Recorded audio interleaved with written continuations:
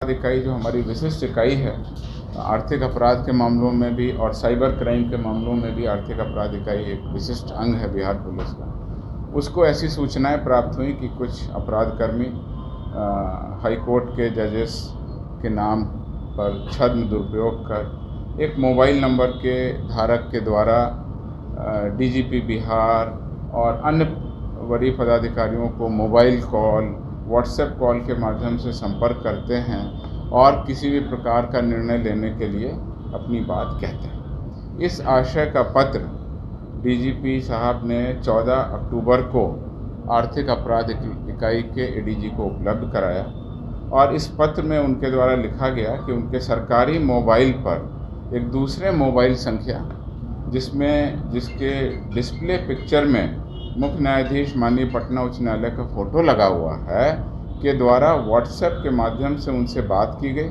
और कतिपय कार्यों को कहने के लिए कहा जाता था। बोलने वाले व्यक्ति के स्वर यानी उसके टोन और बोलने के तरीके से मामला संदिग्ध होने के कारण उक्त मोबाइल संख्या 9709303397 का सत्यापन कर शीघ्र अग्रतर कानूनी और विधि सम्मत कार्रवाई करने का निर्देश डीजीपी पुलिस महानिरीक्षक महोदय द्वारा आर्थिक अपराध इकाई को दिया गया। उपरोक्त सूचना प्राप्त होते ही गुप्त सूचना और जांच हेतु आर्थिक अपराध इकाई में पुलिस उपाधीक्षक के नेतृत्व में 5 सदस्यों की स्पेशलाइज्ड टीम का गठन किया गया। मोबाइल नंबर का जब सत्यापन किया गया तो ये पता किया गया कि इस मोबाइल का जो सिम है वो वोडाफोन कंपनी का है। वोडाफोन कंपनी से जब बात की गई तो इसके जो धारक यानी जो कैफ निकाला गया, कंज्यूमर एप्लीकेशन जो सिम लेते समय जो फॉर्म भरा जाता है, उसमें धारक का नाम राहुल कुमार पता चला और जो कि पटना सिटी का एड्रेस पाया गया। उसके बाद अग्रतर जांच, सत्यापन और छापामारी करते हुए इस पूरे घटनाक्रम का आर्थिक अपराध इकाई के द्वारा उद्भेदन कर दिया गया।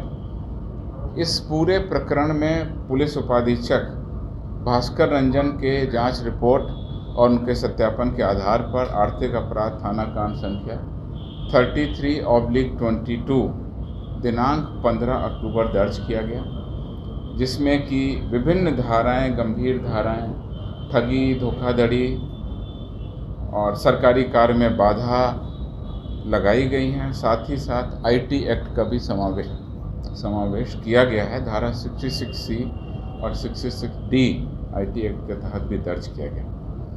इस कांड का अनुसंधान भी एक डीएसपी स्तर के पदाधिकारी कर रहे हैं। इस पूरे प्रकरण में प्राथमिकी के नामजद अभियुक्त अभिषेक अग्रवाल उर्फ अभिषेक भोपालिका, उम्र लगभग 42 वर्ष, मोहल्ला नागेश्वर कॉलोनी, अजय निलयम अपार्टमेंट, थाना बुद्धा कॉलोनी को गिरफ्तार किया गया। यही वह संदिग्ध व्यक्ति पाया गया है अभी तक की जांच में जो व्यक्ति छद्म दुरुपयोग कर कॉल किया करता था। उसके अलावा गौरव राज, उम्र लगभग 24 वर्ष, ये हमाम लेन, गुरहट्टा, थाना खाजे कला, पटना के रहने वाले हैं और ये मोबाइल सिम के दुकानदार शुभम कुमार, उम्र 20 वर्ष, इनका पता है दीवान मोहल्ला, ये भी थाना खाजे कला के रहने वाले हैं।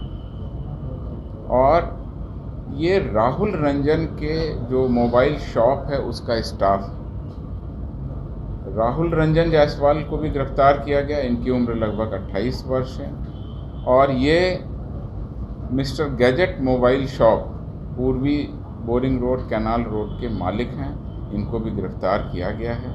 इस घटना में प्रयुक्त मोबाइल एवं 2 सिम जो थे वो उनको गिरफ्तार किया गया। अभियुक्तों के पास से भी मोबाइल और सिम सहित जब्त किए गए। इस पूरे घटनाक्रम में अभी तक 4 अभियुक्तों को गिरफ्तार किया गया है, न्यायिक हिरासत में भेजा गया है। इस कांड में नामजद अभियुक्तीकरण में श्री आदित्य कुमार जो पदाधिकारी हैं पुलिस अधीक्षक रैंक के, उनको भी नामजद किया गया है। इस कांड में आर्थिक अपराध इकाई के द्वारा अग्रतर अनुसंधान किया जा रहा है। अभियुक्तों को पुनः रिमांड पर लेकर उनकी फॉरेंसिक जांच करने, जो अभी तक सामान जब्त हैं उसकी डिजिटल फॉरेंसिक करने, या जो भी तकनीकी साक्ष्य हैं एकत्रित करने, उसकी कार्रवाई की जाएगी। अनुसंधान के क्रम में अभी तक जो बात प्रकाश में आई है उसमें यह बात स्पष्ट रूप से आई है कि अभिषेक अग्रवाल का पुराना आपराधिक इतिहास रहा है और ये इस तरह के आपराधिक गतिविधियों में पहले भी लिप्त रहे। दिल्ली के कमला मार्केट थाना कांड संख्या 43/2021 दिनांक 16 मार्च 43/21 धारा 419 भादवी में गिरफ्तार होकर के जेल भेजे गए थे। इसके अलावा ये भागलपुर जिला के कहलगांव थाना कांड संख्या 543/2014 में भी इसी प्रकार के आपराधिक मामलों में आरोप पत्रित रहे हैं। अब हम लोग ऐसी कोशिश करेंगे कि उस पुराने आरोप पत्रित कांडों में जहां तक संभव है इनको शीघ्र स्पीडी ट्रायल कराने के बाद इनको सज़ा दिलाई जाए और इनके पुराने मामलों में जहां तक संभव होगा बेल कैंसिलेशन की भी कार्रवाई की जाएगी। ये जो नया मामला अब इनके खिलाफ में दर्ज हुआ है उसमें भी अब त्वरित अनुसंधान करके हम लोग जल्दी कार्रवाई करेंगे। इसके लिए आर्थिक अपराध अनुसंधान की टीम कार्रवाई कर रही है।